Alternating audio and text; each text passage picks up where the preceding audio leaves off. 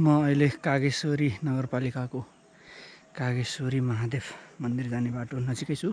यदि तपाईहरुलाई कागेश्वरी महादेव मन्दिरको बारेमा थाहा छैन भने तपाईहरुको जानकारीको लागि कागेश्वरी महादेव मन्दिर चाहिँ कागेश्वरी नगरपालिका यो उत्तर पूर्वमा रहेको छ काठमाडौँको। यो नगरपालिकाको पनि उत्तरपट्टि रहेको एउटा सानो तर एकदमै महत्त्वपूर्ण अनि भक्तजनहरू धेरै आउने गरिएको मन्दिर हो।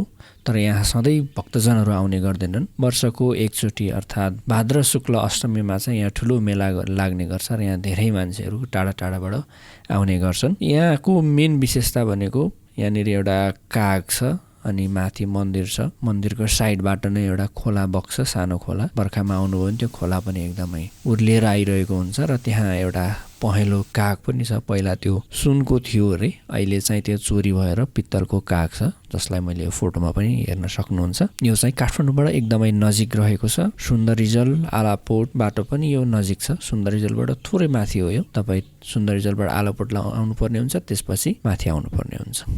यहाँबाट मन्दिर एकदम नजिक छ। यहाँबाट चाहिँ म यता साङ्खुतिर जाँदैछु। मेरो साइकल यहाँ एकदम रेडी छ। Let's get started. Now I'm starting my ride. I hope मेरो क्यामेराको एङ्गल एकदम पर्फेक्ट छ। Otherwise, I'm sorry. Let's go.